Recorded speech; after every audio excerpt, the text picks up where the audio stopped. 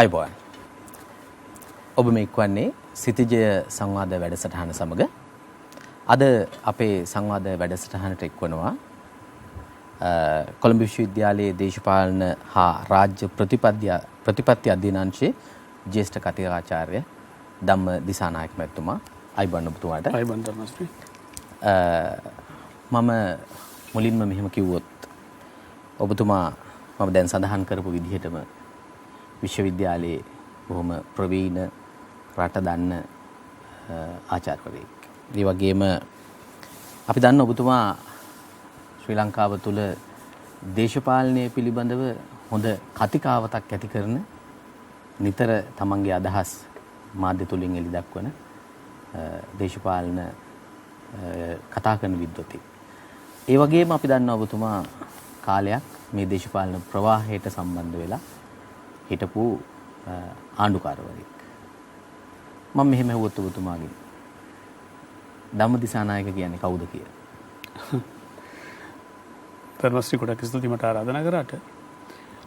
ධම්මදිසානායක කියන්නේ ධම්මදිසානායක කියලා තමයි මට මුලින්ම කියන්න වෙන්නේ. මොකද ඒකට හේතුව ප්‍රවාහයක සමාජිකෙක් නොවි ප්‍රවාහයක් එක්ක වැඩ කරන්න උත්සාහ කරන මිනිසෙක්. කිටින් කිව්වොත් එහෙම. ඔව් මම ඒක අද අහන්න හේතුව ඔබතුමාගෙන් අපි දන්නවා ඔබතුමාගේ ආරම්භය ඔබතුමාගේ මැද පිළිවෙත් ඊට පස්සේ මේ වෙනකොට ඔබතුමා කොයි තැනද ඉන්නේ කියන එක ඉතින් ඒක හොඳ උත්තරයක් මම හිතන්නේ. මම ඔබතුමාගෙන් මේ සංවාද වැඩසටහනේ මුලින්ම මම ඔබතුමාගෙන් අහන්නේ අපි දැන් නිතර කතා කරන මේක හොඳ කාලයක් මේ දේශපාලනය පිළිබඳව කතා කරන්න මේක මැතිවරණ සමයක් මේ මට ඔබතුමා පැහැදිලි කරලා දුන්නොත් මේ දේශපාලන ප්‍රජාතන්ත්‍රවාදය කියන්නේ මොකක්ද කියලා? ධර්මශ්‍රී ඒකට ලොකු ඉතිහාසයක් තියෙනවා.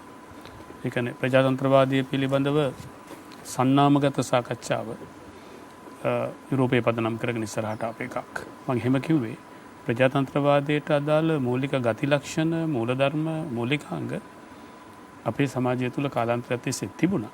නමුත් මේක දේශපාලන ව්‍යාපාරයක් විදිහට ගත්තොත් එහෙම නැත්නම් දේශපාලන ක්‍රියාදාමයක් විදිහට සන්නාමගත කරන්නේ යුරෝපයේ ඩෙමොක්‍රසි කියලා අපි ගත්තට පස්සේ විශේෂයෙන්ම ග්‍රීසියේ ඇතැන්ස් නගරය මුල් කරගත්ත ප්‍රජාතන්ත්‍රවාදී නැත්නම් ඒ ඇතැන්ස් නගරයේ හිටපු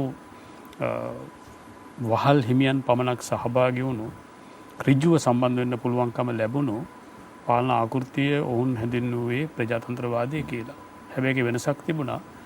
ප්‍රජාතන්ත්‍රවාදයට සීමිත පිරිසක් තමයි ඒ කාලේ අන්තර්ගත වුණේ. විශේෂම ගත්තොත් එහෙම ග්‍රීසියේ හිටපු වහල්ලු, වෙළෙන්දු, විදේශිකයෝ, ස්ත්‍රීන්, ළමයින් ඔය කියන ප්‍රජාතන්ත්‍රවාදී ප්‍රවාහයේ සමාජිකින්වත් පාර්ශවකරුවන්වත් නෙවෙයි. ඕනනම් අපිට කියන්න පුළුවන් සීමිත ප්‍රජාතන්ත්‍රවාදය කියලා නැත්නම් ලිමිටඩ් ඩෙමොක්‍රසි කියලා. එහෙම ගත්තට පස්සේ නමුත් අපි දන්නවා කාර්මික විප්ලවයෙන් පස්සේ අති දැවැන්ත කම්කරු පන්තියක් බිහි වෙනවා. ඒ වගේම ගත්තොත් එහම අලුත් ධනපති පන්තියක් බිහි වෙනවා. ඒ ධනපති පන්තියට පවත්නා දේශපාලන ක්‍රියාවලිය තුළ ඉඩක් තිබුණේ නැහැ. විශේෂයෙන්ම ගත්තොත් එහෙම එංගලන්තයේ මුල් කරගත්තොත් එහෙම ඒක සාධාරණ මුල් කර ගැනීමක්. ඒකට හේතුව තමයි කාර්මික විප්ලවය ආරම්භ වෙන්නේ එංගලන්තයේ නිසා. ඒතකොට එංගලන්තයේ කාර්මික ධනපති පන්තියට අලුත් ධනපති පන්තියට ආර්ථික බලයක් තිබුණා. හැබැයි උන්ට දේශපාලන බලයක් තිබුණේ නැහැ. ඒක හරියට අර 77න් පස්සේ ලංකාවේ බිහි වුණු අලුත් පන්තියට නැත්නම් ධනය උපයාගත් පන්තියට දේශපාලන බලය ලබා ගන්න ටික කාලයක් ඉන්න වුණා. ඒ කට්ටියට මුලින් තිබුණේ ආර්ථික බලය විතරයි. ඒ වගේ එංගලන්තේ ගත්තට පස්සේ මේ ආර්ථික බලය හිමි අයට අලුතින් අවශ්‍ය වුණා දේශපාලන බලයත්. මොකද හේතුව දේශපාලන බලය තිබුණේ කරදර කරන පටන් ගත්තා. ඉතින් මේකේ ප්‍රතිඵලයක් විදිහට ඔවුන් විසින් බලපෑම් කරලා, අරගල කරලා, උද්ඝෝෂණය කරලා සමහර ඒවා ටිකක් සන්නද්ධ සටන් මේවායි ප්‍රතිඵලයක් විදිහට එංගලන්තය තුළ පාර්ලිමේන්තු ප්‍රජාතන්ත්‍රවාදය ස්ථාපිත කර ගැනීමට ඔවුන්ට හැකියාවක් ලැබුණා. එතකොට අන්න ඒ ක්‍රියාවලිය තමයි අපි සාමාන්‍යයෙන් සලකන්නේ නියෝජන ප්‍රජාතන්ත්‍රවාදය මත පදනම් වුණු නැත්නම් නියෝජනය කියන સિદ્ધාන්තය මත පදනම් වුණු ප්‍රජාතන්ත්‍රවාදී දේශපාලන ක්‍රියාවලියක් විදිහට සාර්ව අර්ථය. එහෙම නැත්නම් ගත්තොත් ගැඹුරු අර්ථයෙන් නෙවෙයි. හරයාත්මක අර්ථයෙන් නෙවෙයි. අපි ඒකට කියන පටිපාටිමය අර්ථය කියලා. ඒ කියන්නේ ප්‍රොසීඩියරල් ලෙවල් එකේ ප්‍රජාතන්ත්‍රවාදී දේශපාලනය කියලා කියන්නේ ධර්මශ්‍රී ඒකට. ඔබතුමා කිව්වා 77න් පස්සේ බිහි වෙච්ච දේශපාලන පන්තියක් පිළිබඳව. අපි කියනවා අපි අවුරුදු දැන් 70කටත් වැඩි නිදහස ලැබලා අපි සෑහෙන කාලයක් අපි මොකද අපි අපිව පාලනය කරන්න අරගෙන මේ කාලය ඇතුළත. එතකොට ඔය 77ට කලින් තිබ්බ සමයයි ඔබතුමාලා 77න් පස්සේ කියන ඒ සමයයි අතර තියෙන වෙනස මොකක්ද? ඔව් වෙනසක් තියෙනවා. ඇත්තටම ගත්තොත් එහෙම 77ට පෙර ලංකාවේ ක්‍රියාත්මක වුණේ මේ පශ්චාත් යටත් විජිත සමාජයක් ධර්මශ්‍රී. මේ වගේ දේවල් කතා කරලා කමක් නැහැ නේද ධර්මශ්‍රී? පශ්චාත් යටත් විජිත සමාජයක්. ඒ කියන්නේ 77 වෙනකම්ම ජීවත් වුණු අපේ රටේ මිනිස්යන්ගේ ඔළුවේ දේශපාලනිකව වැඩ කරපු හතුරා තමයි යටත් විජිත පාලනය. මේ මතකයේ තිබුණා. ඒ මතකයන් තියෙනකොට දැන් ඒ විදිහේම ආකෘතියක් නඩත්තු කරගෙන යන අය කෙරෙහි විරෝධයකුත් තිබුණා.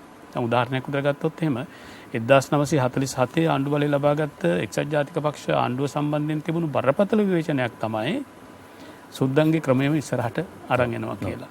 ඒතර ඒකට එරෙහිව තමයි 56 මේ සමාජ නැගිටීම සිද්ධ වෙන්නේ. ඇත්තට මේක සමාජ නැගිටීමක්. ඒක වැරදි පාරවල් ගියාද නැද්ද කියන එක වෙනම සාකච්ඡා කරන්න ඕනේ. ඒතර 956 ඔය කියන එක්තරා විදි අලංකාරිකයකුත් තිබුණා.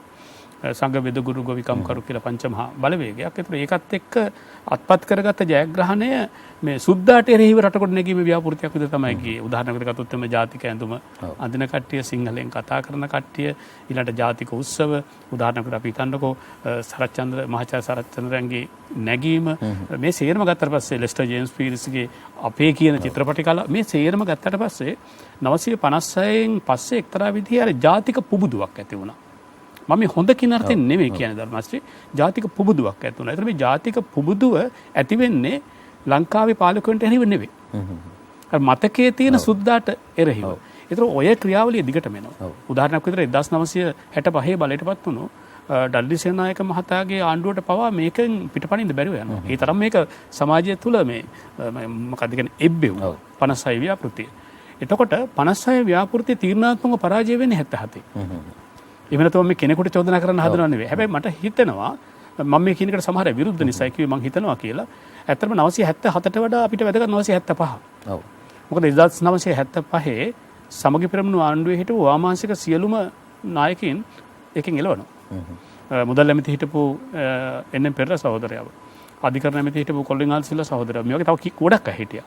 එයා එළවලා 975 ගොඩක් දුරට අය ආණ්ඩුවේ බලය යන්නේ පීලිස් ඩයස් බණ්ඩාරනායකගේ හිතු මතයට වගේ. එතකොට 976 තමයි මහගම සේකර ලියන්නේ ප්‍රබුද්ධ කියන මේ කවි පොත. ඒකේ ඔහු කියනවා දැන් මේ එන ආර්ථිකය වනාහි බල්ලු මරාලා හරි සල්ලි හොයාලා ඉන්න ටිකේ ඉදුමු සිදෝ ජොලිය දමාලා ආර්ථිකයක් තමයි එන්නේ කියලා. ඔක කියන්නේ 77 නෙවෙයි. 75. ඒ කියන්නේ 76. ඒතර අර 75 ඇති වුණු අර කියන කියන්නේ පශ්චාත් යටත් විජිත මානසිකත්වයට හිරිහැර කිරීම තීරණාත්මක වෙන්නේ 77. ඔබ අහන්නේ මේ දෙකේ වෙනස මොකක්ද කියලානේ. ඒ වෙනස තමයි 77න් පස්සේ සමාජ දේශපාලන ව්‍යාපාරවල හතුරා වෙන්නේ සුද්ධ නෙවෙයි. විමුක්තිකාමී සමාජ දේශපාලන ව්‍යාපාරවල හතුරු වෙන්නේ මේ රටේ පාලකයෝ. ඒතර ඒකයි මම කියන්නේ මේක 74 පෙර තත්ත්වයයි 77න් පස්සේ තත්ත්වයයි වෙනසක් තියෙනවා. ඔබතුමා කිව්වා අපි 65 ඩඩ්ලි සේනානායක ආණ්ඩු කාලෙටත් සිද්ධ වුණයි කියලා අර අපි නිදහසෙන් පස්සේ ආපු පිළිවෙතම ගෙන යන්නේ. නිදහසෙන් පස්සේ නෙමෙයි 56න් ආපු පිළිවෙතට කරදර කරන්න බැරි වුණා. ඔව්. ඉතින් ඒ කියන්නේ උවමනාවක් තිබ්බද ඒකෙන් පිටපණින්න? නෑ මෙහෙමයි. නැහැ. ඒකට හේතුව තමයි දැන් එකක් තමයි 65 ආණ්ඩුවට 56 ආණ්ඩුව හිටපු කීප දෙනෙක් සම්බන්ධ වෙනවා. ඒ වගේම තමයි අනිත් පැත්තෙන් ගත්තට පස්සේ මේ දැන් ඩඩ්ලි සේනානායක කියන චරිතය ටිකක් වෙන චරිතයක්. ඩඩ්ලි සේනානායක කියලා කියන්නේ බලලෝභී චරිතයක් නෙවෙයි. ඒ වගේම ධනලෝභී චරිතයකුත් නෙවෙයි. ඒ කියන්නේ ධනයට හෝ බලයට මොකක්ද අපි කියන්නේ ඉතාමත්ම තෘෂ්ණාධික වෙලා දේශපාලන ක්‍රියාවලිය හසුරුවපු එක්කෙනෙක් නෙවෙයි. ඔබ අහලා ඇති ඔහුගේ ඔහු මිය යනකොට ඔහුගේ ගිණුම් වල තිබුණේ රුපියල් 200 ගණන් 300 ගණන් වගේ ගණන්. අනිත් එක ඔහු ඉතාමත්ම කලාලැදි මිනිසෙක්, චාරුප ශිල්පියෙක්. චාරුප කරන්නට ඉමහත් කැමැත්තක් දක්වපු එක්කෙනෙක්. මම අහලා තියෙනවා කැමරාව ළඟ ඉන්නවා. මම අහලා තියෙනවා හරි ලස්සන කතාවක් ධර්මසේ මේ 1970 ඔහු පරාද වෙනවනේ. පරාද වෙන උදේ බලනකොට මේක ඇත්ත වෙන්න පුළුවන් බොරු වෙන්න පුළුවන්. නමුත් මේ කතාවෙන් ඔහු ගැන කියවෙනවා. 70 උදේ බලනකොට ඩඩ්ලි සේනානායක මහත්මයා නැතිලු. දැන් ඉතින් කට්ටි කලබල වෙනවා. මොකද එකක් පරාද වෙලා කෝ කියලා. ඉතින් බලනකොට එයා මේ කිරිබත්ගොඩ පැත්තේ ලොකු වෙලක බහලා මේ උදේ ඉර පායන හැටි පින්තූර ගන්න ගිහිල්ලා. ඉතින් ඒතර එහෙම කෙනෙකුට ලොකු චණ්ඩිකම් කරන්න දේශපාලනය භාවිතා කරන්න උවමනාවක් තිබුණේ නැහැ. ඇත්තටම ගත්තොත් ඔහු දේශපාලනික වශයෙන් හොඳ මහත්මයෙක්. ඉතින් ඒ අර්ථයෙන් ගත්තට පස්සේ ඔහුට ජනයා විසින් 56 අනුමත කරපු සහ ජනයා විසින් තහවුරු කරපු දේශපාලන සමාජ ආර්ථික ක්‍රමයකට ඒ තරම්ම හිරිහැර කරන්න ඩඩ්ලි සේනානායකට උවමනාවක් ලැබුණේ නැහැ. ඒ නිසා මම කියන්නේ ඒක නිරුපද්‍රිතව ආවා. 70ත් එක මතු වුණා. නමුත් 75න් පස්සේ ඒක ඔව් දැන් 77 මේ සමාජ දේශපාලන පෙරළිය විශේෂයෙන් ආර්ථික පෙරළිය. ඒ ආර්ථික පෙරළිය එන්නේත් ඔය 65 ආණ්ඩු කරපු ඒ ප්‍රවාහයේම එක් පිරිසකගේ. ඒතර කොහොමද මෙහෙම එකපාරට මේක වෙනස් වෙන්නේ දැන් එක්සත් ජාතික පක්ෂයේ අපි විශේෂයෙන් එහෙම සඳහන් කරොත් ඒ ප්‍රවාහයේ පිරිසක්ම තමයි 77 මේ වෙනස කරන්නේ. කොහොමද ඒකට? ඔව් ඒකට හේතුවක් තියෙනවා. 77 වෙනසේ ප්‍රධානම චරිතනේ ජේ.ආර්. ජයවර්ධන මහතා. ඔහු තමයි 1953 ආණ්ඩුවේ මුදල් ඇමති. 1953 ලංකාවේ අති දැවැන්තම හර්තාලය සිදු වුණු අවුරුද්ද. 1953 අගෝස්තු 12 වෙනිදා. ඒකට හේතුව තමයි ජයවර්ධන මහත්මයා ඔය ආර්ථික ක්‍රමය ඔහු 77 මොකද කියන්නේ බාරගත්ත දරුවා නැත්නම් 77 පැල කරපු ගහ පැල කරන්න පටන් ගත්තේ 50 මුල ඉඳන් 53 වෙනකොට මේ මුල්ලේ අරමුදල ලෝක බැංකුව ඔවුන්ගේ තිබුණා විශාල ව්‍යාපෘතියක් මුළු ලෝකෙම තනි ආයක් කිරීමේ ව්‍යාපෘතියක්. ඒ කියන්නේ එකම ආර්ථික ක්‍රමයක් හැදීමේ ඒක තමයි දැන් අපි නව ලිබරල් ආර්ථිකය කියලා කියන්නේ ධර්මශ්‍රී. එතකොට මේ ආර්ථික ක්‍රමයේ එක දෙයක් තමයි සුබ සාධනයක් අප්පාදු කළ යුතුයි කියන එක. මේක කරේ නැත්නම් ආධාර දෙන්නේ නැහැ. ඉතින් මේකට නොබියව මැදිහත් වුණ කෙනෙක් තමයි ජේ.ආර්. ජයවර්ධන මේ මහත්මයා මුදල් ඇමති විදිහට 1953. ඒතර මේ හර්තාලය කොයිතරම් බලවත් වුණාද කියනවා නම් කැබිනට් මණ්ඩලයට රැස් වෙන්න බැරුණා ගොඩ බිමේ. නිව් සවුත් වේල්ස් කියන නැවේ මූදේ දියඹේ ඈත දියඹේ නවත්තලා තිබුණු නැවක තමයි රැස් වෙන්නේ. කැබිනට් මණ්ඩලය. එතකොට 9කට 12කට ප්‍රමාණයක් ඝාතනය වෙනවා. හමුදාව සහ පොලිසිය අතින්. එතකොට මේ ඉල්ලාස් වෙනවා. මේ දලසේන මහත්මයා. ඒක මම මේ වෙනස කියලා. දලසේන මහත්මයා ඉල්ලාස් වෙනවා. හැබැයි මං කියන්නේ ඒ වෙලාවේ අගමැති ජයවර්ධන මහත්මයා ඉල්ලාස් වෙන්නේ නැහැ. ඔව් ඒ තරම් දැඩි මිනිස්සෙක්. එතකොට මේ දලසේනායක මහත්මයා ඉල්ලාස් වුණාට පස්සේ තමයි ජෝන් කුසලාල මහත්මයා අගමැති වෙන්නේ. එතකොට අර 53 සිට ඒක හරිම අමුතු සිදුවීමක් ධර්මශ්‍රී. ඔහුට ලංකාවේ ආර්ථිකය ලෝක ලිබරල් විවෘත ආර්ථිකයත් එක්ක ගැට ගැසීම වුණාම 50 දශකයේ මුල ඉඳන්ම තිබුණා. ඒ වගේම තමයි ලංකාවේ ජනාධිපති පාර්ලිමේන්තු ආණ්ඩු ක්‍රමයක් හැදීම සම්බන්ධව අදහසක් උට ඒ කාලේ ඉඳන්ම තිබුණා. ඔහු ඒ දෙකම කරා 77. ඔව්. ඒක පරණ අරමුණ. ඔව්. ඔව්.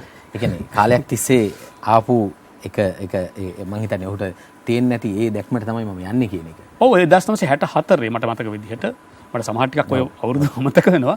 නමුත් මම හිතන්නේ 60 මුල හෝ 64 විද්‍යාභිවර්ධන සංගම් ශාලාවේ ඔහු කරපු දේශනය. ඔව්. ඒ දේශනයේ ඔහු කරේ මේ විද්‍යාව දේශපාලනය කියලා. Politics of Science කියන දේශනයේ ඔහු කියපු දේ තමයි ලංකාවට ගැලපෙන්නේ. වැඩි බල තියෙන ජනාධිපතිවරයෙක්ගේ පාලනය සහිත පාර්ලිමේන්තුවක් කියලා. ඒ කාලේ ඉඳන්ම එයා ඒකට මේ අර යන්න මොකද ඒක ඇත්තටම ගත්තොත් එම ලංකාවේ ඔය 77 සිද්ධ වුණ වෙනසේ ප්‍රධානම මේ සාධකයක් තමයි ජේ.ආර්. ජයවර්ධන කියන පුච්චල චරිතය. ඒ නිසා ඔබ අහනකොට අරයි මෙහෙම නොවුනේ කියන එක ඔහු හිටියා. ඔහු අර දියට ඉන්න තිමිංගලෙක් වගේ හිටියා. අවශ්‍ය මොහොතේ ගානට ඒ වැඩේට මැදිහත් වුණා. දැන් 77 ඔය ආර්ථික මේ ඒ පෙරළියෙන් පස්සේ අපි අපේ දේශපාලන ක්‍රමේ ටික වෙනස් වෙලා දැන් මේ අද තියෙන තත්ත්වයට අවිල්ලා තියෙනවා. ඉස්සෙල්ලා අපි ආසන මට්ටමින් තමයි අපි മന്ത്രിවරු දැක්කේ. හැබැයි දැන් මේ සමානුපාතික ක්‍රමයත් එක්ක ඒක බොහෝ සෙයින් වෙනස් වුණා. මේ ඇයි සමානුපාතික ක්‍රමයට යන්න උවමනාවෙන් නැත්තේ කියලා ඔබතුමාගේ අදහස තියෙන්නේ මොකක්ද? මගේ අදහසට වඩා මේ අපි කාටත් පිළිගන්න වෙන ඇත්තක් තියෙනවා ධර්මශ්‍රී. මොකද හේතුව මේ නිදහසෙන් පස්සේ මොකද මම මෙහෙම අහන්නේ හැමෝම කියන්නේ මේක තමයි අපිට වැරදුණු තැන කියලා කියන්නේ. නෑ ඒක තමයි අපිට මේ තියෙන ප්‍රශ්න වලට මුල මේ ගහගන්නේවට මේ බැනගන්නේවට මේ අර මිනිසුන්ගේ තියෙන මේ ඡන්ද ක්‍රමයේ ප්‍රශ්නෙට කියලා. ඔව් මම එහෙම අදහසක් මම අහලා තියෙනවා. අහලා තියෙනවා කියන්නේ සමාජයේ ප්‍රචලිතයි ඒක. දැන් සමානුපාතික නියෝජන ක්‍රමයක් ගැන නැත්නම් මේ ආරම්භයේදී මනප ක්‍රමයේ තිබුණේ නැහැනේ මේ ධර්මශ්‍රී ඒක පස්සේ එකතු වුණේ. සමානුපාතික නියෝජනය ක්‍රමයේ ගෙන ඒමට ජයවර්ධන ජනාධිපතිවරයාට නැත්නම් ඒ කලින් අගමැති එයාම තමයි ජනාධිපති වුණේ. ජයවර්ධනට උමනා වුණේ ඇයි? එකක් තමයි ඔවුන්ගේ ගණන් බැලීම අනුව නිදහසෙන් පස්සේ ආපු හැම මැතිවරණයකදීම රටේ සමස්ත ඡන්ද ප්‍රතිඵලය දිහා බලන ඡන්ද ගණන දිහා බලනකොට එක්සත් ජාතික පක්ෂයට ලැබුණු ඡන්ද ප්‍රමාණය වැඩි. නමුත් ආසන මට්ටමින් ගත්තට පස්සේ ආසන මට්ටම කියන්නේ අර සරල බහුතරයනේ ඒකෙන් දිනනවා. ඉතින් මේක හරියටම සංසන්දනය කරලා බලනකොට දැනුණා මේ ක්‍රමය අපි සමානුපාතික ක්‍රමයකට ගෙනාවොත් වෙන කිසිම දේශපාලන පක්ෂයකට බලයට එන්න ලැබෙන්නේ නැහැ. අපිටම තමයි ඉන්න පුළුවන් කියන ඔහුගේ දේශපාලන උපායික ඇස නැත්නම් හැබැයි වැරදුනා. ඒක වැරදුනා. නමුත් ඒක තමයි බලපෑපු ප්‍රධානම කාරණේ. සංඛ්‍යා ලේඛන හරහා ඒ දවස්වල කතා වුණා මෙන්න මේ මැතිවරණයේදී එක්සත් ජාතික පක්ෂයට ලැබුණ ඡන්ද ගන්න නමුත් ආසන ගන්න අඩුයි. උදාහරණයක් ආසන 8ට බහැපු වෙලාවෙත් ඔවුන්ගේ ඡන්ද ප්‍රමාණය ගත්තොත් ලංකාවේ වැඩි ප්‍රමාණයක්. ඒතර මේක බලපෑවා. අනෙක් කාරණේ අපි හොනම් මෙහෙම කියන්න පුළුවන්. බලපෑවේ ඒක වුණාට මොකද්ද මේකේ හොඳ කියලාත් අපි කතා කළ යුතු වෙන්නේ. ඇත්තටම සමානුපාතික නියෝජන ක්‍රමය නිසා නොතේරෙන ජන කණ්ඩායම් ප්‍රජාව මම මේ කියන්නේ ජන වර්ග විතරක් නෙවෙයි. ඒ නොතේරෙන කණ්ඩායම් වලට පවා යම්කිසි ඉඩක් මේකෙන් ලැබුණා. ඒ නිසා සමානුපාතික නියෝජන ක්‍රමේ හොඳ තියෙනවා. ඒක නැත්තේ නැහැ. හැබැයි සමානුපාතික නියෝජන ක්‍රමයේ තුල ආවා මොකද්ද මේ අර මේ පක්ෂය කියන එක බලවත් වෙන්න පටන් ගත්තා අපේක්ෂකයාට වඩා. ඊට ලැයිස්තු ක්‍රමය නිසා. දැන් අපි ගත්තොත් එහෙම දැන් ඒ දක්වා තිබුණු මැතිවරණ ක්‍රමය අනුව ස්වාධීනව ඉල්ලලක් දෙන්නේ නැහැ හිටියා. ඒ කියන්නේ දැන් උදාහරණයක් විදිහට ගත්තොත් මුල්ම කාලේ මැතිවරණ වලට වැඩිපුරම ඉල්ලුවේ ස්වාධීනව. ඔවුන් හැබැයි දිනනවා. කොහොමද දිනනවා? මොකද ආසනයේනේ ඡන්ද තියෙන්නේ. ආසනේ ඡන්ද වලින් දිනනවා. ඒ ජනප්‍රියතාවයේ මත, සමහර ප්‍රභූත්වයේ මත, සමහරට චණ්ඩිකම් මත ඒ කාලේ තිබුණා ඒවා. එහෙම දිනනවා. හැබැයි සමානුපාතික නියෝජන ක්‍රමය යටතේ ලැයිස්තුවක් ඉදිරිපත් කරනවා පක්ෂයෙන්. පක්ෂය තමයි තීරණය කරන්නේ කවුද තේරිපත් වෙන්නේ කියලා. දැන් මේකට විරුද්ධ වෙනවා. ඔව්. අර වැඩියෙන් ඡන්ද ගන්න හැරෙන්නේ. ඉතින් මේකේ ප්‍රතිඵලයක් විදිහට තර්කයක් ආවා. මේ පක්ෂයේ නියෝජිතයා තීරණය කරනවා මිසක ජනයාට තමන්ගේ නියෝජිතයා තීරණය කරන්න අවස්ථාවක් මේකේ නැහැ කියලා. ඒකෙන් තමයි මනාප ක්‍රමය ආවේ. ඒ මනාප ක්‍රමයේ එමත් එක්කම අර සමානුපාතික නියෝජන ක්‍රමයේ තිබුණු සියලු යහගති ලක්ෂණ විනාශ වුණා සහ විනාශ කරා. ඒකට හේතුව තමයි මම අර කිව්ව 77න් පස්සේ ආපු ලුම්පන් ප්‍රභූපන්තිය. ලුම්පන් කියන වචනේ සිංහලට පරිවර්තනය කරොත් හරි භයානක තේරුමක් තියෙනවා. පාදඩ ප්‍රභූන්. කමන්න මම පාවිච්චි කරන්න. මේ පාදඩ ප්‍රභූන් දේශපාලන කලාපය අත්පත් කරගත්ත මොනවයි බලයෙන්ද? සල්ලි වල බලය. ඒක සිද්ධ වුණේ මනාප ක්‍රමයේ ආපු නිසා. ඔව් ඕකේ ඊළඟ අධීර මම ඔබතුමාට කෙටි විරාමයක් අරගෙන ඊට පස්සේ නැවත සාකච්ඡා කරමු. ඔබ නැවතත් සිටිජ සංවාද වැඩසටහන සමගයි. ඔබතුමා දැන් කිව්වා මේ සමානුපාතික ක්‍රමය අපිට මොනවද කරපු බලපෑම් කියලා. දැන් මේ සමානුපාතික ක්‍රමය හරහා ඊට පස්සේ අපි දැන් ගත්තොත් ඔබතුමා නිතරම කියන දෙයක් තියෙනවා මේ නියෝජිත ප්‍රජාතන්ත්‍රවාදය අහිමි වුණයි කියලා. මේ ක්‍රමයට එක්ක අහිමි වෙලා තියෙනවායි කියලා. ඒක මම පැහැදිලි කරන්න යන්නේ නැහැ. ඔබතුමා පැහැදිලි කරොත් හොඳයි. ඔව් මේ තමස්රි එකක් ඒක තමයි දැන් ඉතින් අපි වැඩිහිටියෝනේ. අපි අත්දැකීම් ගොඩක් ලැබුවා. ඒ කියන්නේ අපි මේ රටේ යුද්ධ නැති කාලයක් දැක්කා. යුද්ධ පටන් ගන්නවා දැක්කා. යුද්ධ ඉවරනවා දැක්කා. ඊට පස්සේ පාසු ප්‍රහාරය දැක්කා. කොරෝනාවට යටත් වෙමින් ඉන්නවා නැත්නම් ඒකත් එක්ක ගණදුණු කරමින් ඉන්නවා. එතකොට මේ රටේ හොඳ නරක සේරම දැකපු කට්ටියක් අපි.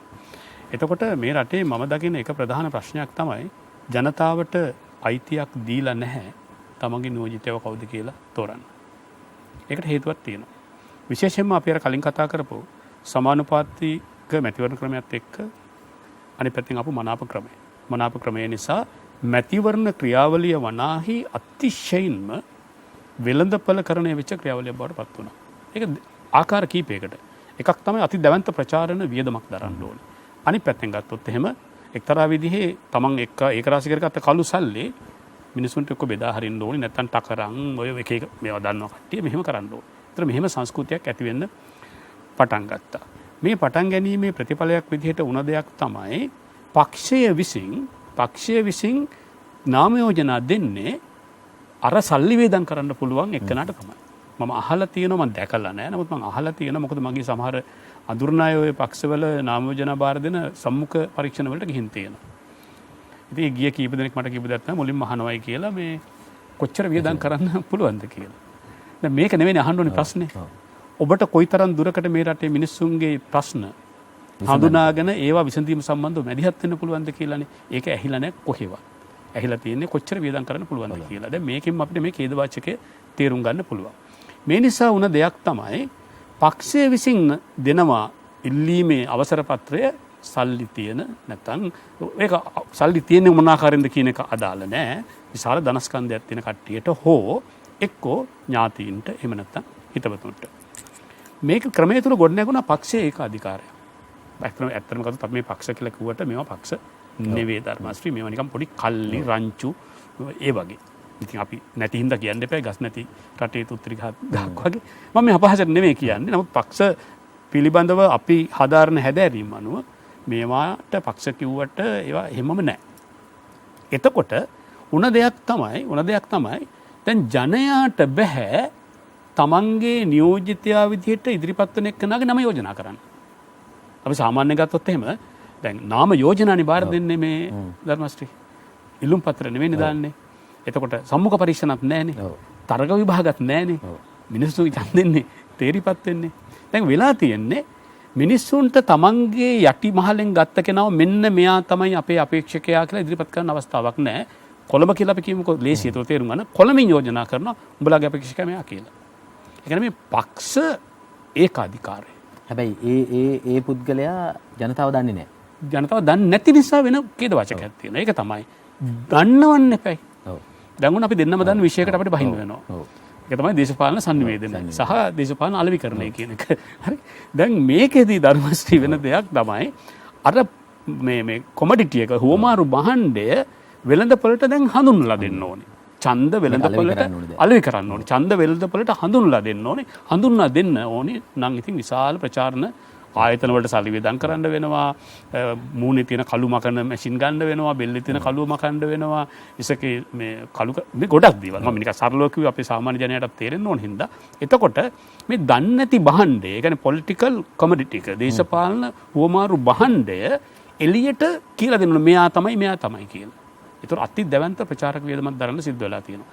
ඒ විතරක් නෙමෙයි ඊට පස්සේ මේ කට්ටිය ඉල්ලනවා ප්‍රචාරණ සීමා කරනකොට මැතිවරණ කොමිසම විසින් නෑ අපට ප්‍රචාරණ නිදහස ඕනි කියලා සමහර පක්ෂ ලේකම්වරු කියන අපි ගිහලා අරගල කරනවා කොහෙද මැතිවරණ කොමිසම ඉස්සරහ පිට. මැතිවරණ නීතියේ තියෙනවා ප්‍රචාරණ කටයුතු කරන්න පුළුවන් කොහොමද බැරි කොහොමද කියලා. හැබැයි ඒකින් එහාට යන තමයි මේ ඉල්ලන්නේ. අපි මෙහෙම හිතමුකෝ ධර්මශ්‍රී දැන් මොනවා කිව්වත් මැතිවරණ කොමිසම සම්බන්ධව මම දිගින් දිගටම විවේචන ඉදිරිපත් කරපු කෙනෙක් මගේ ලිපිලේඛනවල.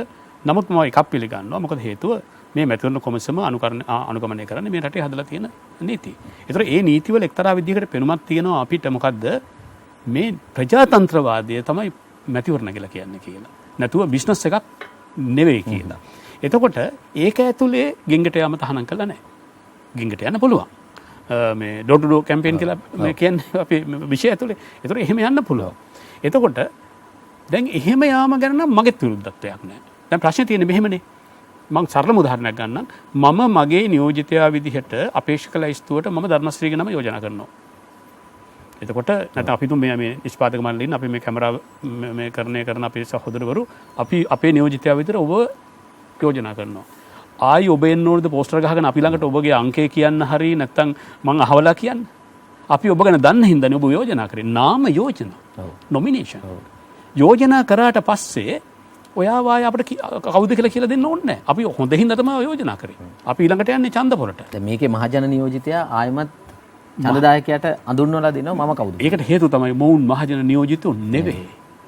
මේ අර බෙල්ත පොරට දුන්න අලුත් භාණ්ඩ දැන් ඉතින් අපි දන්නවනේ විචාරණේ අලුත් භාණ්ඩයක් මේ භාණ්ඩේ කවුරුත් දන්නේ නැහැ. දන්නේ නැති හින්දා ඉතින් විවිධ දේවල් කියලා මේ ඡන්ද ලබා ගන්න උත්සාහයක් ගන්නවා. ඒ නිසා ප්‍රාග්ධනයේ කියන සාධකයේ තිබ්බොත් තමයි එතනින් කවුද ඉස්සරහට යන්නේ කියන තීරණය. අපි හිතමු ඔය ඕකමද අර ඔබ කියපු මේ ඉන්ටර්විව් බෝඩ් එකේදී අහන්නේ මේ ඔබ ඒකනේ අහන්නේ සල්ලි තනද කියලා අහන්නේ. දැන් මම මේක නැවත කියන්න ඕනි මං ඇහින් දැකලත් නැහැ අහලත් නැහැ. හැබැයි ගියාය මට ඇවිල්ලා කියපු දෙයක්.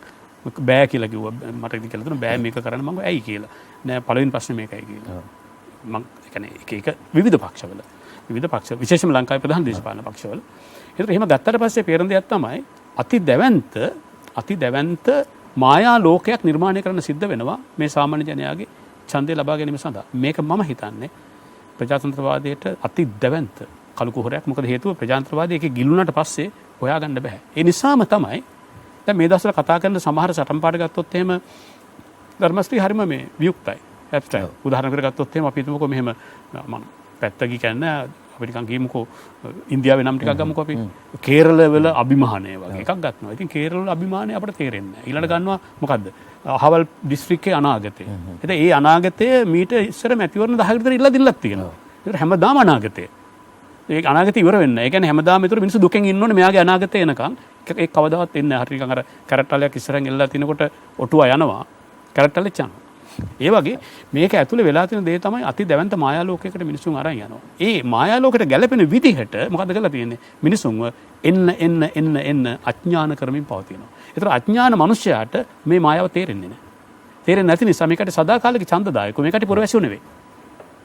මේකට සදාකාලික ඡන්දදායකයෝ වෝටර්ස්ලා මෙයාලා සිටිසන්ස්ලා නෙවෙයි.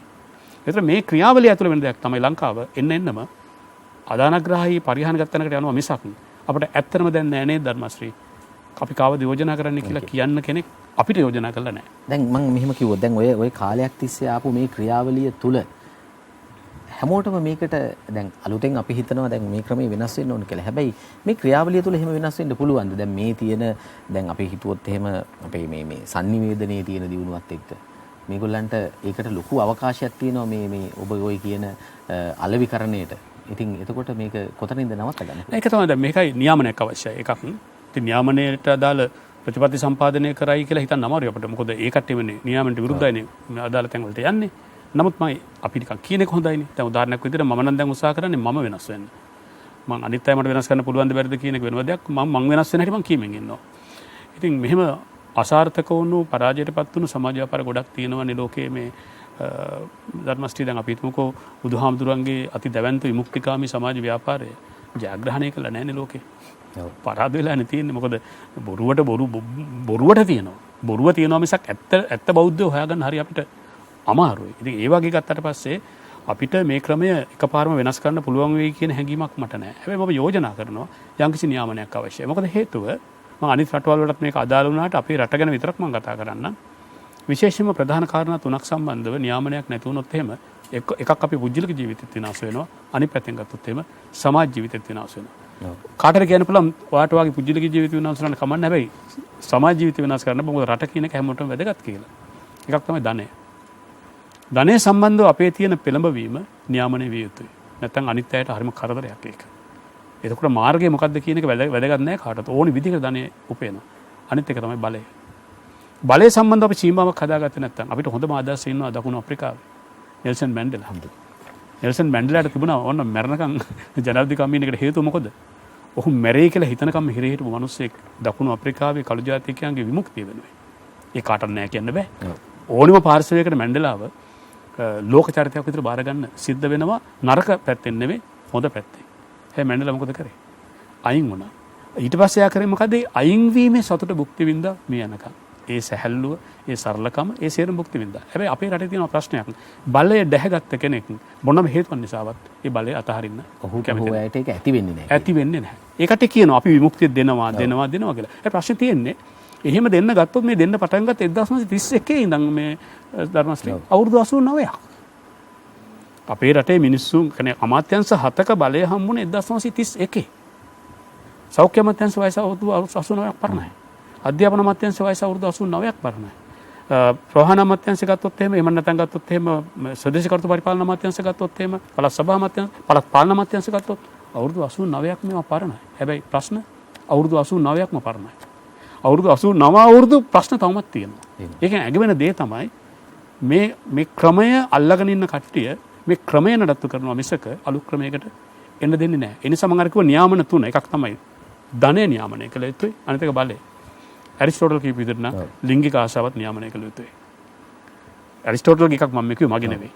මොකද හේතුව මේ ධනය බලය සහ ලිංගික ආශාව මේ කාරණා තුන නියාමනය නොකර ගත්තොත් පෞද්ගලික ජීවිත විනාශයි මිනිස්සෙක්ගේ රටකුත් විනාශයි.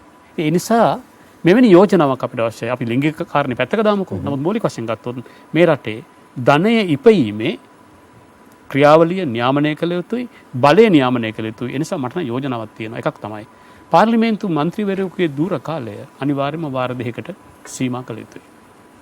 අනිවාර්යයෙන් සීමා කළ යුතුයි. ඒක කරන්න බැරි නෑනේ. දැන් ජනාධිපතිවරයෙකුගේ හෝ වරියකගේ දුර කාලය වාර දෙකකට සීමා කරා නම් ඇයි මේක බැරි? හැබැයි එතකොට ආයේ ඊට පස්සේ අර පෞල් දේශපාලන ඊළඟ පුරුකට දෙයි ඒක. නෑ ඒක තමයි. මම කියන්නේ මේ දැන් අපිට එකපාරම සියල්ල ලබා ගන්න බැරි වෙයි. නමුත් අඩුම ගානේ අවුරුදු 10කින් පස්සේ එයාව දකින්න හම්බෙන්නේ නැහැ පාර්ලිමේන්තුවේ. අඩුම ගානේ ඒ කරදරෙන්. ඒ ඔළුවේ කැක්කම මේ රටේ මිනිස්සුන් නිදහස් වෙන්න පුළුවන්. නමුත් මම කියන්නේ මෙහෙම අපි පියවර කීපයක් ගත්තොත් මම හිතන්නේ ධර්මශ්‍රී අපිට කෙසේත් අපේ දරුවන් අපේ වයසට එනකොටවත් මේ රට ටිකක් හොඳ රටක් බවට පත් කරගන්න පුළුවන් වෙයි. දැන් මේ කොවිඩ් එකත් එක්ක ආපු මේ පරිසරයත් එක්ක හැදිච්ච අපි මැතිවරණේ දැන් මැතිවරණ අපි ජනාධිපති අපි මහ මැතිවරණයට එන්නේ මේකෙදී අපි අර කතා කරපු සෙල්ලම් ටික දාන්න බෑ නේද මේ දේශපාලඥයන්ට දැන් රැලි නෑ දේශපාලන ප්‍රධාන රැලි නෑ ඊට පස්සේ පෝස්ටර් ව්‍යාපාරයත් ඒ තරම් දුරට සාර්ථක නෑ දැන් කොහොමද මේගොල්ලෝ මුණ දෙන්නේ මේකට? ඔව් ඒක තමයි. ඒ වගේම තව දෙයක් නැහැ. මහජනතාවගේ මේ මැතිවරණය ගැන තරම් උනන්දුවක් නැහැ. ඔව්. උනන්දුවක් නැහැ. හැබැයි ඒකෙන් වෙන්නේ අවසානයේ ඡන්දේ පාවිච්චි කරපු ප්‍රතිශතය අඩු වෙන්න පුළුවන්. බොහෝ දුරට. බොහෝ දුරට අඩු වෙන්න පුළුවන්. මෙහෙමයි. ඒ කියන්නේ COVID-19 වලින් පස්සේ නැත්නම් ඒ COVID කාලේ මේන මැතිවරණේ දැන් අපිට වාසියක්වත් අවශ්‍යක්වත් නැහැ මේකේ. නමුත් අර මේකට තරග වැද ඉන්න පාර්ශව වලට වාසිය වෙන්න පුළුවන් මැතිවරණයක් මේක. එකක් තමයි දැන් උදාහරණයක් විතර ගත්තොත් එහෙම බොහෝ අය සමහර විට මේ වදේ විඳින්න මට බෑ කියලා ඡන්ද පොළට නොයන්න ඉඩ තියෙනවා. මොකද මේ මුහුණු ආවරණ දාගෙන යන්න ඕනේ. ඊට පස්සේ පාලට ගල්ලා පෙන්නලා ආයි සබන් දාලා හොදන විශේෂම මැතිවරණ කොමිසම විසින් කියන සමහර කාරණා එක්ක මම සමහර ප්‍රවෘත්තියෙන් බලනකොට සමහර අය කියන කතා මට ඇහෙනවා. ඔව්. අනේ මොකටද මෙච්චර වද විඳින්න අපි යන්නේ මේ මැතිවරණ නැත්නම් ඡන්ද පොළට කියලා. ඒතර එහෙම ගත්තොත් එම අර අපි ඉස්සෙල්ලා කිව්වා වගේ ඡන්ද ප්‍රතිශතයේ අඩුවීමක් සිදු වෙන්න පුළුවන්. අනිත් අතින් ගත්තට පස්සේ මේක යම් මට්ටමකට අර මේ උදාහරණයක් විදිහට ගත්තොත් ප්‍රධාන පාර්ශ්ව දෙකට වෙන විදිහ අවශ්‍යයක් වෙන්න පුළුවන්. ඒකට හේතුව තමයි ඔවුන්ට තමන්ගේ ශක්තිය පෙන්눔 කිරීමේ හැකියාවක් නැහැ. අපි සාමාන්‍යයෙන් දන්න දෙයක් තමයි මැතිවරණ රැලි කියලා කියන්නේ මේ රෙඩිමේඩ් ක්‍රවුඩ් එකක් සම්බන්ධ වෙන රැලි. ඒ රැලි කොහෙ තිබුණත් ඒ කට්ටිය ඉන්නවා. බොහෝ තැන්වල මං කියන්නේ කුඩා ඒව නෙවෙයි රැලි කියන අපි විශාල ඒවටනේ කොහේ ගත්ත කියන්නේ පක්ෂ විසින් ඊට පස්සේ පක්ෂ විසින් ඒ කට්ටිය තැන් වලට අරන් යනවා ඒ කට්ටිය අරන් යනවා පක්ෂ විසින් අරන් යනවා එහෙම ගත්තොත් එහෙම ප්‍රධාන ධාරා දෙකටම ඊට අවශ්‍ය මූල්‍ය හැකියාවක් තියෙනවා ඉතින් එහෙම ගත්තට පස්සේ ඒක කරන්න විදිහක් නැහැ ඒ නිසා වෙන්න පුළුවන් දෙයක් තමයි මුද්‍රිත සහ විද්‍යුත් මාධ්‍ය උපරිමයෙන් භාවිතා කරන්න පුළුවන් අර මැතිවරණ රැලි පවත්වන්න බැරි වීමේ අඩුව මකා ගන්න. ඒ නිසා අති දැවැන්ත ධනස්කන්ධයකුත් මේ දෙගොල්ලන්ට වියදම් කරන්න සිද්ධ වෙනවා. මොකද හේතුව ප්‍රචාරණ කටයුතු කියන්නේ විශාල මුද්‍රිත මාධ්‍ය සහ මාධ්‍ය දෙකටම. හැබැයි මේ මැතිවරණයෙන් ප්‍රතිඵලය මොකද්ද කියන එක මම දන්නවා වෙන්නේ මොකද්ද කියලා. ඒ කියන්නේ නමුත් මම මෙහෙම නායකී කරුවෙක් නොවන හින්දා මම ඒක කියන්නේ නැහැ. නමුත් මේ මැතිවරණයේදී වෙන්න පුළුවන් දේ තමයි එක්තරා ආකාරයකට මේ ප්‍රධාන ධාරා දෙකේම ශක්තිය පිළිබඳව සාමාන්‍ය ජනයා කලින් නොතිබුණු විදිහේ තක්සේරුවකට යන්න පුළුවන්. මොකද හේතුව ප්‍රදර්ශනාත්මකව මෙයාලට මේ ශක්තිය පෙන්වන්න බැරි නිසා. ඒකේ ප්‍රතිඵලයක් විදිහට සිද්ධ වෙන මැතිවරණ අලසකම. ඒ කියන්නේ ඒකේ තියෙන අර උද්වේගකර භාවය අඩුවීමත් එක්කම සමහර විට විකල්ප බලවේග වලට මේ මැතිවරණයේදී වැඩි ඡන්ද ප්‍රමාණයක් ලැබීමේ ඉඩකඩකුත් තියෙනවා කියලා මට හිතෙනවා. දැන් ඔබතුමා සඳහන් කරා මේ මම සඳහන් කරන්නම් ඔබතුමා සමාජ ප්‍රජාතන්ත්‍රවාදී කියන එක ඉහළින්ම ගරු කරන කෙනෙක් ප්‍රජාතන්ත්‍රවාදී දැක්මවල තියෙන්න ඕන අපිට කියලා. ඇයි එක තැනකදී කිව්වේ අපි ප්‍රජාතන්ත්‍රවාදී ස්ථාපිත කරන්න තමයි මේ කොමිෂන් පෞගිය කාලේ ඇති කරේ රටේ වැඩි මනාපෙන්. ඇයි මේ මැතිවරණ කොමිසම පිළිබඳව ඔබතුමා කිව්වේ මට විවිධ විවේචන තියෙනවා කියලා. ඒකත් මේ කාලේ විතර කතාවකට ලක් වෙන මාතෘකාවක්. ඔව් ධර්මාශ්‍රේ මැතිවරණ කොමිසම ගැන විතරක් නෙවෙයි මම එකවරක මගේ ලිපියක ලිව්වා ලංකාවේ කොමිෂන් සභාව හරියට බේස්ලයින් පාරේ ට්‍රැෆික් ලයිට් වගේ කියලා. කොමිෂන් සභාව අපි දන්නවා 19 වෙනි සංශෝධනයෙන් පිළිහිටවනකොට ලොකු සමාජ කතිකාවක් ආවා. ඒක තමයි මේ රාජ්‍ය සේවය එකක් දේශපාලන අගතීන්ගෙන් ගලවා ගැනීම. අනිසි මැදිහත්වීම් වලින් ගලවා ගැනීම. ඊළඟට ගත්තොත් එහෙම මැතිවරණ ක්‍රියාවලිය. ඒ වගේම ගත්තොත් එහෙම විගණනය. ඔය වගේ ශාස්ත්‍ර විශාල ප්‍රමාණයක් ප්‍රසම්පාදනය ගත්තොත් පොලිසිය ගත්තොත් එහෙම මේ හැම එකක්ම. හැබැයි මම මේ දවස්වල මේ කොමිෂන් සභාව ගැන ටිකක් ගැඹුරු අධ්‍යයනයකට නිරත වෙලා ඉන්න හින්දා මට අලුත් දෙයක් කියන්න පුළුවන්. සමහර කොමිෂන් සභා තියෙනවා ධර්මශ්‍රී ඒ කොමිෂන් සභාවල තියෙන එක ආයතන. එහෙම ආයතන ව්‍යවස්ථාවේ නැහැ. නැති ආයතන තියෙනවා හැබැයි. නැති ආයතන තියෙනවා. අනිත් පැත්තෙන් ගත්තට පස්සේ තියෙන දේ තමයි කොමිෂන් සභාව තිබුණට ඒ කොමිෂන් සභාව වැඩ කරන්නේ පරණ විදිහටමයි. දැන් මේ වගේ දැන් ආයිකම අර බේස්ලයින් රෝඩ් එකේ උදාහරණයක් ගත්තේ දැන් බේස්ලයින් පාරේ මේ දවස්වල නගේ ප්‍රශ්නේ නැහැ. නමුත් අර කොවිඩ් වලට ඉස්සෙල්ලා අතිවිශාල වාහන තදබදයක් තියෙනවා. ඒ තදබදයේදී පොලිස් නිලධාරීන් ඔවුන්ට ලැබුණු උපදෙස් අනුව කටයුතු කරන්නේ ට්‍රැෆික් ලයිට් ඔෆ් කරනවා. ඔෆ් කරලා මැනුවලි තමයි අතින් තමයි කරන්නේ. ඉතින් වැරදිලාවත් එයා ටෙලිෆෝන් එක ගහගෙන හිටියොත් එimhe හෙල්මට් එක ඇතුලෙන් කොහෙන් හරි ඈතින් පණ්ඩයක් ආවොත් එimhe එයාට අමතකයි සමහර මේ පැත්තේ වාහන නැහැ. ඒත් එයා මෙහෙම කර කර ඉන්නවා. මොකද හේතුව එයා දැන් හරිනම් ට්‍රැෆික් ලයිට් විශාල වියදමක් දාලානේ හයි කරන්නේ. ඒතර ඒවට අනුව නම් වැඩේ කරන්නේ මේ අය මෙහෙම මාන්ස් වෙන්න ඕනෙත් නැහැ. අර වගේ වාහන තදබදයක් හැදෙන්නෙත් නැහැ. කමිෂන් සභාවත් අපි පිහිටෙව්වා. පිහිටෙව්වාට ඒ කමිෂන් සභාව ස්වාධීනව ක්‍රියාත්මක කිරීමට අවශ්‍ය නෛතික මූල්‍ය සහ යටිතල පහසුකම් නිශ්චයාකාරයෙන් මේවට සපයලා නැහැ. ඒ නිසා එක පැත්තෙන් කොමිෂන් සභාව අසරණයි. දැන් පොලිස් කොමිෂන් සභාවේ පොලිස් ප්‍රතිවරයා සහ පොලිස් කොමිසම අතර ඇති වුණ ගැටුමේදී පොලිස් ප්‍රතිවරයාව හසුරුවීමේ නියාමනය කිරීමේ කිසිම බලයක් පොලිස් කොමිසමට නැහැ. ඒ වගේම තමයි පොලිස් කොමිසම කියන දේවල් පිළිගන්න ඕනි කියලා මේ දෙයක්වත් නැහැ පොලිස් ප්‍රතිවරයාට. ඒ නිසා අපි ඔබ දන්නවා විශාල අර්බුදයක් ඇති වුණා පොලිස් කොමිසම සහ මේ පොලිස් ප්‍රතිවරයා අතර. හැබැයි අපි එකක් කිව්වොත් දැන් පොලිස් කොමිසම දැන් පොලිස් කොමිසම ක්‍රියාත්මක වෙන විදිහට දේශපාලඥයන්ට අර තමන්ට ඕන විදිහට පළාතේ පොලිස් ස්ථානාධිපතිව මාරු කිරීමේ වගේ අවස්ථාවන් අහිමි වෙලා තියෙනවා. අහිමි වෙලා තියෙනවා. ඒ කමිෂන් සභාව පිහිටුවීමේ හොඳක් නැහැ කියන එක නෙමෙයි මම කියන්නේ ධර්මස්ටි හොඳයි. හැබැයි මූලික වශයෙන්ම ගත්තට පස්සේ කොමිෂන් සභාවල ගැටලු පැත්තට අපි ගියොත් එහෙම පේන දෙයක් තමයි දැන් උදාහරණයක් විදිහට මැතිවරණ කොමිසම නෙමෙයි මැතිවරණ දෙපාර්තමේන්තුව තියෙන කාලේ හොඳ හෝ නරක හැමදාම මැතිවරණ. පොලිස් මේ මැතිවරණ කොමිෂන් සභාවක් බවට පත් කරාට පස්සේ ලෝකල් මේ ප්‍රාදේශීය ආණ්ඩු මැතිවරණ තියන අවුරුදු 3ක් ගියා. මම එක තැනක ලිව්වා මට මතකයි ඒ දවස්වල පළාත් සභාවේ මැතිවරයා විදිහට හිටියේ පයිසා මුස්තාෆා. මම ලිව්වා එක ලිපියක පයිසට බය මැතිවරණ කොමිසම කියලා. හරි. ඊට පස්සේ මට මැතිවරණ කොමිසමේ සභාපතිතුමා කතා කරලා මට කිව්වා මේ එහෙම බයක් නෙවෙයි මෙතන වෙන ප්‍රශ්නයක් තියෙනවා ග්‍රවුන්ඩ් එක ලෑස්තිනවා දන්නවා එතුමා කතා කරන්න හැටි මට එහෙම කිව්වා. ඒතර එහෙම ගත්තට පස්සේ අනිත් එක තමයි කමිෂන් සභාවට පත් කරන බොහෝ අය විශ්‍රාමික අය. විශ්‍රාමික එම කොමිෂන් සභාවට අදාළ ශේෂ්ත්‍රෙම වැඩ කරපු අය. එහෙම වුණාට පස්සේ වෙන මොකක්ද දන්නවද ධර්මශ්‍රී? එයාලගේ හිතවත්තු පහළ අය. ඒ කියන්නේ පහළ ඉන්න අයගේ සර්ලා තමයි කොමිසමේ සමාජිකයෝ. ගෝලියෝ තමයි වැඩ කරන්නේ. ඒතර ගෝලියොන්ට එරෙහි වෙන පැමිණිලි කොමිෂන් විසින් හරියට කරන්න පුළුවන් තත්ත්වයක් හැදෙන්නේ නැහැ. ඒ නිසා කොමිෂන් සභාව සම්බන්ධ ලොකු ප්‍රතිසංස්කරණයක් අවශ්‍යයි. කොමිෂන් සභාව අහෝසි කිරීම නෙවෙයි කළ යුත්තේ. කොමිෂන් සභාවලට වැඩ කළ හැකි සහ වැඩ දන්න ඒ වගේම ජාතික අභිලාෂ ඇතුලේ වැඩ කරන දේශපාලන අභිලාෂ ඇතුලේ නෙවෙයි. පිරිසක් අපි පත් කරන්න ඕන. හොඳයි. විරාමයකින් අනතුරුව මම ඔබතුමාගෙන් තවත් වෙනත් මාතෘකාවකට ප්‍රවේශ වෙනවා. හොඳයි. ඔබ නැවතත් සිතිජය සංවාද වැඩසටහන සමග. මම ඔබතුමාගෙන් ඊළඟට අහන්නේ ඔබතුමාගේ මීට පෙර පිළිතුරු වලදීත් මේක ඇතම් තැන්වල මේක සාකච්ඡා වුණා.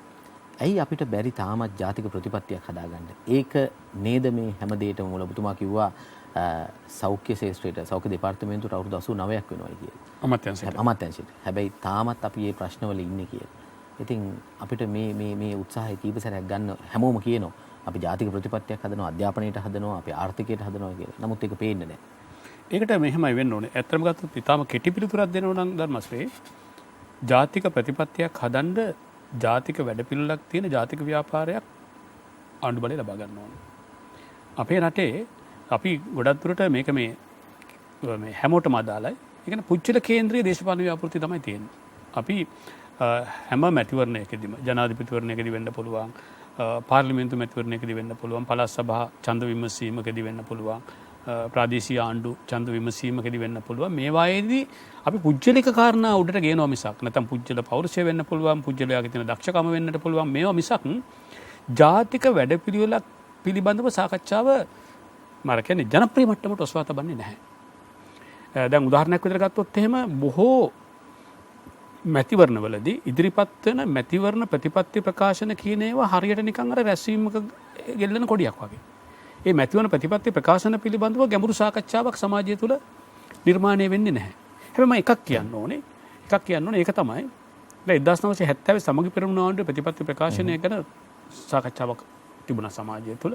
ඒ වගේම තමයි 2005 2010 මහින්ද රාජපක්ෂ මහතා මේ දෙවරක් ජනාධිපති වුණු ජනාධිපතිවරණ ප්‍රතිපත්ති ප්‍රකාශන ගොඩක් අය කතා කරන ගත. උදාහරණයක් විදිහට රූපානී වැඩසටහන් වලට ගුවන්විදුලි වැඩසටහන් වලට පක්ෂ විපක්ෂ අය ඒව අරගෙන එනවා. කොහොමද දැන් මේක කරාද වගේ ඒවා. ඒක ටිකක් හොඳ කාරණයක්. මොකද ප්‍රතිපත්ති ප්‍රකාශන සාකච්ඡාවට භාජනය විය යුතුයි. නමුත් මූලික වශයෙන් ගත්තොත් එහෙම ජාතික වැඩපිළිවෙලක් ඉදිරිපත් කරන්න නම් ධර්මශ්‍රී අප සාමූහිකව තේරුම් ගත යුතුයි නේද අපි ඉන්නේ ජාතික අර්බුදයක කියලා. දැන් අපි කාලාන්තරයක් තිස්සේ ජාතික අර්බුදයක් විතර සැලකුවේ මොකද්ද? කොටි සංවිධානයේ ප්‍රශ්නය. ඔව්. හැබැයි අපේ රටේ ජාතික අර්බුදයක් විතර සැලකුවේ නැහැ නේ කුසිකාර්මික ප්‍රශ්නය. අපේ රටේ ජාතික අර්බුදයක් විතර අපි සැලකුවේ නැහැ නේ සෞඛ්‍ය ප්‍රවාහන අධ්‍යාපන ප්‍රශ්න. මම කියන්නේ සෞඛ්‍ය ප්‍රවාහන අධ්‍යාපන කියන්නේ මාරාන්තික ශේත්‍ර තුනක්. මේවා ජාතික අර්බුද විදිහට අපි සැලකුවේ නැහැ. ඒ නිසා මේවට ජාතික වැඩපිළිවෙළ ඉදිරිපත් වුණෙත් නැහැ. ඕන්නම් ධර්මශ්‍රී මෙහෙම කරන්න පුළුවන්. ඒ අපි ඔය කී දෙනෙක් එක්කව කරගෙන ඕන්නම් මේ අපිට ලියවිලි හදන්න පුළුවන්. ජාතික මෙන්න අපේ ජාතික ප්‍රතිපත්තිය කියලා ලියවිලි හදන්න පුළුවන්. හැබැයි ඔය වගේ ලියවිලි ඕන තරම් හදලා ඕන තරම් හදලා ඇති. නමුත් ප්‍රශ්නේ තියෙන්නේ ජාතික ප්‍රතිපත්තියක තිබිය යුතු අංක 1 ගුණාංගය තමයි ඒක කොයිතරම් දුරකට සමාජයත් එක්ක අයින්ද්‍රියද කියන කාරණය. ඕගනික්ද කියන කාරණය. මෙන්න මෙතන ගැටලුවක් තියෙනවා. ඒ නිසා එකක් තමයි අපේ දේශපාලන සංස්කෘතිය තුල ඉන්නේ ඡන්දදායකයෝ නිසා ඔවුන්ගේ පැත්තෙන් එන්නෙත් නැහැ ජාතික ප්‍රතිපත්තියක් පිළිබඳ අදහස. අපේ දේශපාලනයේ බලය ලබා ගන්නා අය තුල ඉන්නේ අර අපි කලින් කිව්ව අර දේශපාලන අලෙවි බහන්න නිසා ඔවුන්ට එන්නෙත් නැහැ ජාතික ප්‍රතිපත්තියක් පිළිබඳ අදහස. එහෙම ගත්තට පස්සේ මේක අපේ රටේ දැවැන්ත දේශපාලන සංස්කෘතික ප්‍රශ්නයක්. මේ ප්‍රශ්න තියෙන තවත් රටවල් තිබෙනවා. එහෙම නම් දැන් එළියේ දැන් ගොඩක් අය කියනවා නේද මේ බුද්ධිමතුන් පාර්ලිමේන්තුවට යවන්න ඕනි කියලා. දැන් ප්‍රශ්නේ තියෙන්නේ මෙහෙමයි. දැන් බුද්ධිමතුන් පාර්ලිමේන්තුවට යවන්න ඕනි කාගේ අනසකට යටත් වෙලාද? ඒ තියෙන දේශපාලන පක්ෂවල මේට ඔව් කිව්වොත් තමයි පාර්ලිමේන්තුවට යාමේ නාම යෝජනා හම්බ වෙන්නේ. ඒතර එහෙම ගත්තට පස්සේ ඒ කට්ටිය පාර්ලිමේන්තුවට ගියා කියලා වැඩක් නැහැ. ඒ නිසා මම හිතනවා එළියේ බුද්ධිමය සාකච්ඡාවක් අවශ්‍යයි අපට අදාළ ජාතික ප්‍රතිපත්තිය මොකක්ද? හැබැයි ඒ කට්ටිය බෙදෙන්න හොඳ නැහැ. ඒ කට්ටිය ජාතික ප්‍රතිපත්තිය එක පක්ෂයකට බාර දීලා තව පක්ෂයකට නොදී ඉන්න ගත්තොත් එහෙම ඒ කට්ටියත් ඉන්නේ අර දේශපාලන නරා වලේමයි. ඒ නිසා මම හිතන්නේ දැන් අවශ්‍යයි.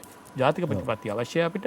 ජාතික ප්‍රතිපත්ති සම්පාදනය පිළිබඳව ආණ්ඩු මැදිහත් නොවන නිසා අවංකව මැදිහත් වෙන්නේ නැති නිසා උන්ට දේශපාලන උපාය මාර්ග තිබෙන නිසා හැම ආණ්ඩුවක්ම එළියේ ජන සමාජය තුළ යම්කිසි කතිකාවක් නිර්මාණය වෙලා ජාතික ප්‍රතිපත්ති නිර්මාණය කිරීම සම්බන්ධව මැදිහත් වීමක් කළ යුතුයි. එහෙම කරොත් විතරයි ඔබ ඔය කියන ඇයි අපිට ජාතික ප්‍රතිපත්තියක් නැත්තේ කියන එකට අපිට උත්තරයක් හොයාගන්න පුළුවන් වෙන්නේ. ඔව්.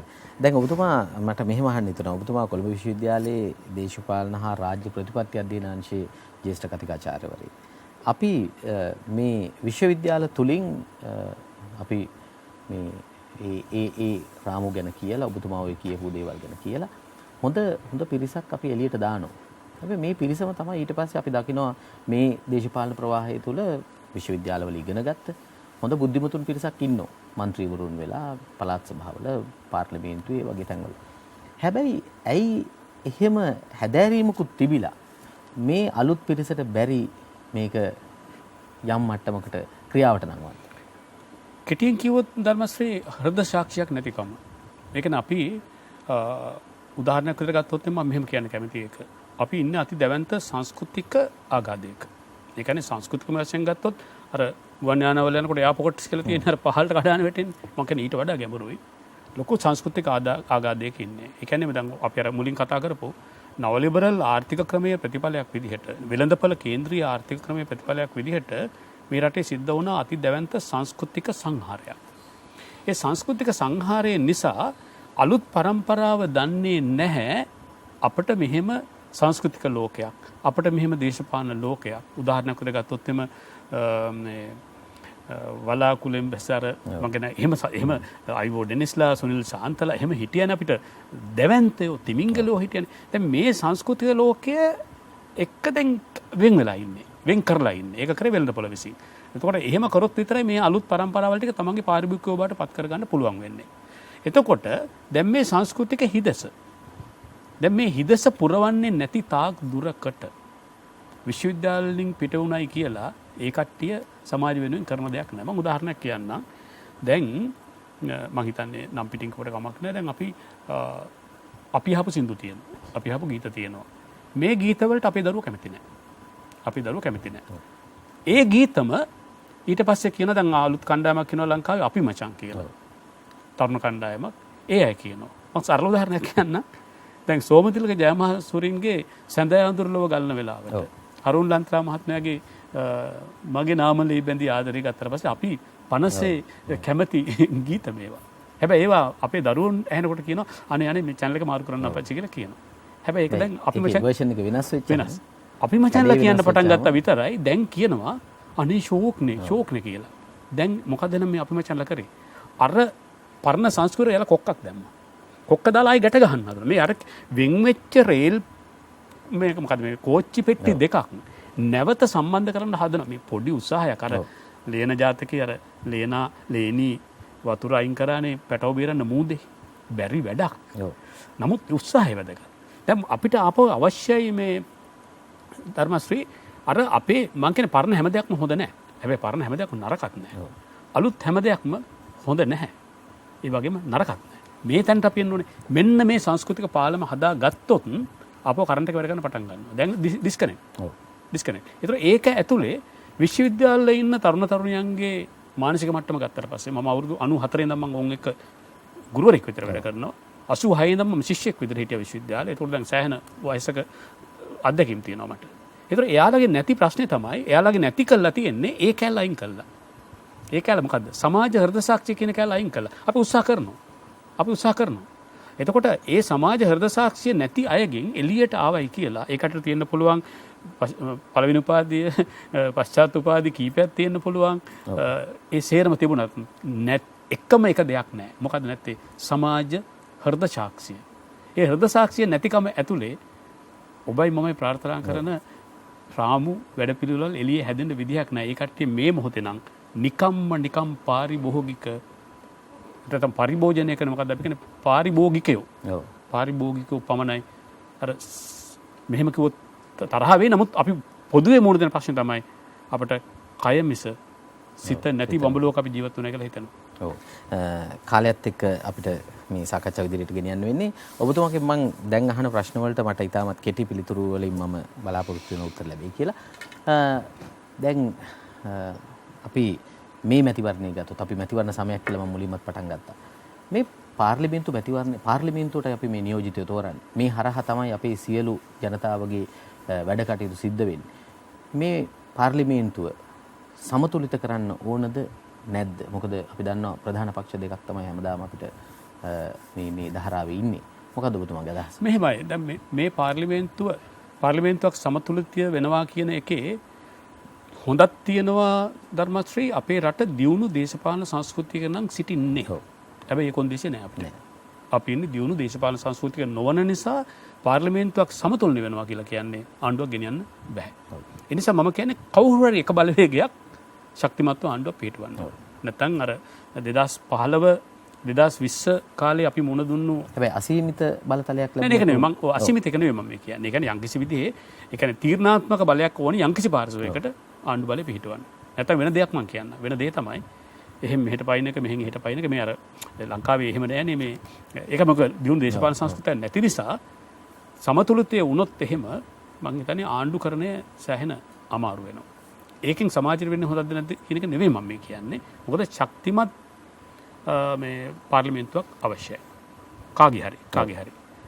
මම කැමති දැන් මේ රටේ සමාජ සම්මුතිවාදී ආකාරයට නම් අපි හැමෝම වැඩ කරන්නේ ශක්තිමත් පාර්ලිමේන්තුවක්. ඒ කියන්නේ එක පැත්තකට ශක්තිමත් බලයක් ඕනේ නැහැ. ඇයි හොඳ දේවල් හැමෝම එකට එක්කහුව වෙලා ක්‍රියාත්මක කරන නිසා. හැබැයි අපි එහෙම වෙන්නේ නැහැ. අපි එහෙම වෙන්නේ නැති නිසා තමයි මම යෝජනා කරන්නේ. අර මේ නරකයේ හොඳ මේක යෝජනා කරන පදනමේ ඉඳගෙන යම්කිසි පාර්ශවයකට තනියෙන් ආණ්ඩුවක් පිහිටුවීමට හැකි බලයක් පාර්ලිමේන්තුව තුළ ලැබිය යුතුයි. ඒක තමයි මම ඉන්න මතය. ඔව් දැන් ඔබතුමා ඉතාමත් හොඳ අදහස් අපිට ඉදිරිපත් කළා දේශපාලනයේ සහ අපේ රට කොහොමද දේශපාලනික ඉස්සරහට යන්න ඕන නම් මේක හැදෙන්න ඕන කියන එක. එතකොට මට අහන්න හිතෙනවා දැන් ඔබතුමා මේ දේශපාලන ප්‍රවාහයට සම්බන්ධ වුණා පහුගිය කාලේ. ඔබතුමා සබර්ගමුවේ ආණ්ඩුකාරවරයා විදිහට ඒ පැවතිච්ච ආණ්ඩුවත් එක්ක වැඩ කරා. මේ ඔබතුමාට පුළුවන් වුණාද මේ කියපු දේවල් කරන්න? මම හිතන්නේ මේ තීරණාත්මක ප්‍රශ්නේ අන්තිමට ඇහුවේ මේ ධර්මශ්‍රී. එහෙමයි මේ මම ඇත්තට මේ දේශපාලන ප්‍රවාහය කෙනෙක් නෙවෙයි.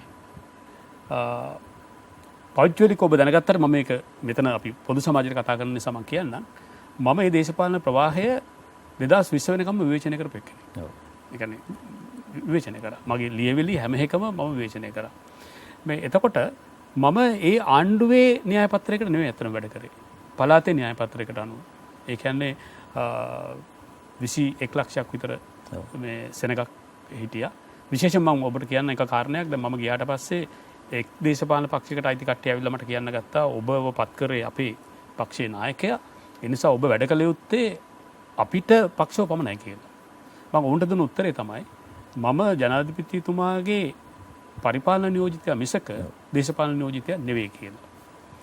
ඉතින් ලොකු රණ්ඩු සරුව කරගෙන බහින් බස්වින් ගොඩක් දුරට සිද්ධ වුණා. මම කියපු දෙයක් තමයි මේ පළාතේ ඉන්න පවුල් 29 ලක්ෂ පවුල් නෙවෙයි මේ මිනිස්යන් 29 ලක්ෂයම තම මාව ඕනේ. මම එහෙම වැඩ කරේ. ඒ නිසාම මට සිද්ධ වුණා ඒ දේශපාලන ප්‍රවාහය ඔබ වචනෙට මම කැමතියි. ඒ දේශපාලන ප්‍රවාහයේ ඉවුරේ ඉන්න. මම ඒ දේශපාලන ප්‍රවාහයට ගියේ නැහැ. මම ඒකට තව හොඳක් කියන්න ඕන හිටපු ජනාධිපතිවරයාට ඔහු මම දුරුන් දුන්න දවසේ තේබුණ වෙලාව මට කියපු කාරණයක් තමයි මට හිතා ගන්න බෑ. හැබැයි ඒක නොකියුවත් මම වැඩ කරන්නේ එහෙම තමයි. ඔහු කියපු දෙයක් තමයි දැන් මේක දුරුන් දුන්නා කියලා කලින් ලියපු විදිහයි කලින් කතා කරපු විදිහ වෙනස් කරන්න අවශ්‍ය නැහැ කියලා. මම අදටත් ඒ වචනෙට ගරු කරනවා. එහෙම අහන්න පුළුවන් වුණා කියන එක එහෙම දුර්ලභයි එහෙම කියන එක. මම වැඩ කරත් එහෙම තමයි ධර්මශ්‍රී. ඒකෝර එහෙම වැඩ කිරීමේදී අපිට පුළුවන්කම ලැබුණ විශේෂයෙන්ම අපි පළාතේ ගොඩක්ම අවධානය යොමු කරේ දුප්පතුන් ගැන. දුප්පතුන් ගැන. ගෙවල් නැති මිනිස්සු ගැන. මට වාට කියන්න එක කාරණයක් තියෙන ඔබට සහ සමාජයට මට ඒත් එක්කම එක කාරණයක් කියනවා. මම දන්නවා ඔබතුමාට විවේචන ආවා දේශපාලඥයෝ ගණන් ගන්නෑ කියලා. මම මිනිස්සුන්ව ගණන් ගත්තා. මට ඒකට දෙන්න තියෙන උත්තරේ ඉච්චරයි. මිනිස්සුන්ව යම්කිසි මිනිස්සෙක් කිව්වොත් එහෙම මම මිනිස්සෙක් විදිහට ඔහු මාව ගණන් ගත්තේ නැහැ කියලා මං සමාව ඉල්ලනවා. හැබැයි ඔබ අය කිව්වනම් යම්කිසි කට්ටියක් මං ගණන් ගත්තේ නැහැ කියලා ඒකට හේතු තිබුණා. මොකද මට වැඩ කරන්න ඕනකම තිබුණේ මම කියන්නම් ධර්මශ්‍රී මං සබරගම ආණ්ඩුකාරය වෙලානේ හිටියේ. පවුල් 29000ක් හිටියා යන්න එන මන් නැති. තවමත් ඉන්නවා. ඉතින් අනාගතේ දෙන්න හදනවා. අනාගතේ. මේ මිනිස්සුන්ට කවද්ද අනාගතේ එන්නේ?